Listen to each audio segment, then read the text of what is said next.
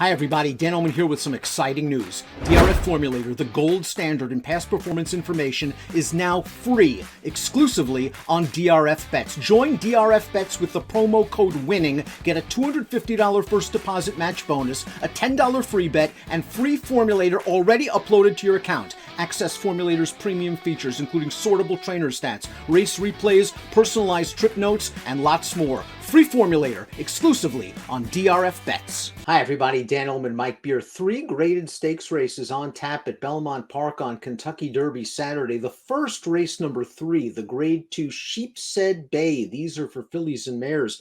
Going 1 3/8 on the inner turf, $200,000 is the purse. Before we get to the analysis, I want to remind you that Kentucky Derby packages still available on shop.drf.com. They've got you covered with everything you need to win big on Kentucky Derby Day. Past performances, clocker reports, betting strategies, more. And the best of all, 41% off the retail price. Shop.drf.com. Here's the field for the Sheepshead Bay. Only 5 in here, Mike. Virginia Joy for Chad Brown. 3 to 5 morning line favorite. Way the horse to beat. Little bit of a standout in this race, Dan, coming off of a grade 3 win over this exact distance down at Gulfstream Park back in March. Ran really well that day. Kind of feels like if she just shows up with similar stuff against this field, she probably wins right back. But there's always one sticking point, and maybe the sticking point in this race is the pace. As we throw up the time form US pace projector, it's the rare gray bar, no speed. And looking over the past performances, none of these horses like to go to the front. Time form US believes Martina stretching out would make the lead. If you're Trevor McCarthy, don't you just put the best horse, Virginia Joy, up front? Yeah, she's not slow. I suspect that this time form pace projector was just a bit of a guess because there's really no way to tell who's going to go forward in this race. They have the 2 Martina up there. I mean, I guess she could go, Dan. It's not like she's a big speed horse, though. Yeah, Virginia Joy, even if she's not right on the lead, she'll probably be up close. But, yeah, that's not a bad plan that Trevor McCarthy maybe should listen to you, Dan. Just put her right on the front. A horse that's been compromised by pace and trips in some of her races is the number 1 Luck Money for trainer Arnaud Delacour. This is a horse, if you go back to the seasonal debut in 2021, just caught a field where there was no pace and she was rated way out of it. And she came with a good run to finish second. Now I'm starting to get a little bit tired of her act, especially at 5 to 2 on the morning line here as she makes her first start off of about a 5.5-month layoff. Yeah, I mean, it's just hard to make too many excuses for her, Dan. You mentioned that, she's been compromised sometimes. She's also had some really good trips in her races and failed to get it done. I'm speaking specifically of the Dowager 2 starts back at Keeneland. For that distance, there was a solid pace going on in that race. She sat it out. She had every chance to win. She couldn't get by. Martina has potential speed, as we saw from the time form US pace projector, stretching out, and she is a lightly raced 4-year-old with upside. 10 to 1 on the morning line, Junior Alvarado for Graham Motion. This is a filly last year I saw at Pimlico in the Hilltop. I thought this horse ran pretty well. It was sort of buried down inside, wound up in traffic. Motion had told me after that race that he really wanted to stretch her out, but unfortunately it was just an abbreviated campaign. 2 races after that. The first start, I think, last time out was only a prep. I wish she ran better. Yeah, I don't really care about that last race, Dan. I don't see what real chance she had in that spot with a 3 to 5 favorite loose on the early lead in there. Martina, they just sort of rated her back and she couldn't really make an impact in there. But I don't know what she was really supposed to do in there. I don't care about that race. If nothing else, it gives her a little bit of a foundation to build on here as they stretch her out again.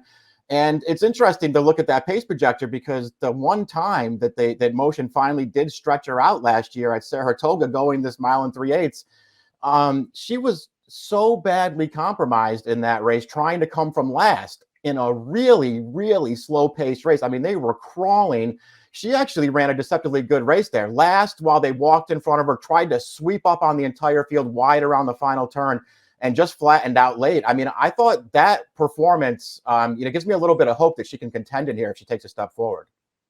No, she's not out of this at all. Again, because she's lightly raced, because the connections feel she wants the distance, and because she's had some trouble trips, 10-1 on the morning line. Sister Otoole is the number 3. This one going out for Graham Motion. Javier Castellano picks up the mount here. This filly hasn't won in a while, but she's faced some decent competition down at Gulfstream Park. I think she's a little bit more tactical than she shows on paper.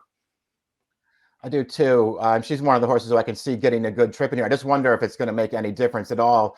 For the most part, Dan, I just don't really like her races all that much. I think the distance is okay for her, and maybe she pulls a good trip in this race, and that helps her out a little bit. I mean, I guess you could say that she ran the best race of her career so far in that last start, going 1.5 miles in the Orchid. She still wasn't really much of a threat in there, but I guess she took a little bit of a step forward. We talked about the number 2, Mia Martina, being a little bit of a sleeper in her second start of the form cycle. How about the number 4, Lovely Lucky, going out for Dylan Davis and Tommy Albertrani? They ran her in a tough spot off the layoff. That was the grade 2 Hillsborough. She was facing some better horses. Bleecker Street undefeated going into Saturday's graded stakes race at Churchill Downs. And B, the distance probably a little bit too sharp for her. She wants this additional distance, and she has shown speed in the past. I would expect her to get forward.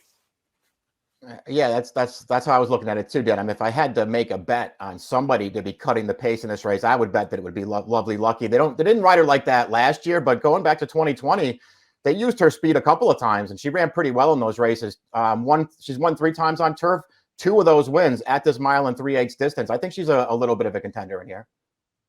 And here's your morning line favorite, the number 5, Virginia Joy, Chad Brown, Trevor McCarthy. She made her first start off a lengthy layoff in the very one, a grade 3 at Gulfstream last time out, and she won as an odds-on favorite should. Let's watch Virginia Joy.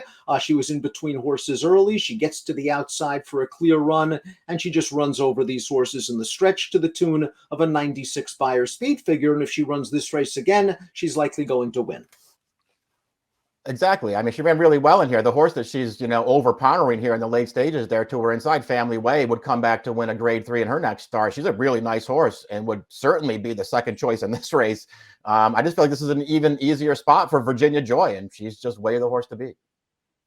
Before we get to our top selections, please click the subscribe button on the Daily Racing Form YouTube channel. Triple Crown season is upon us. Get access to the latest DRF TV video offerings. Top pick time for the Sheepshead Bay. Virginia Joy looks just too good on paper, Mike, in this short field. I think she can get good position, and I think she's just going to be too much for these.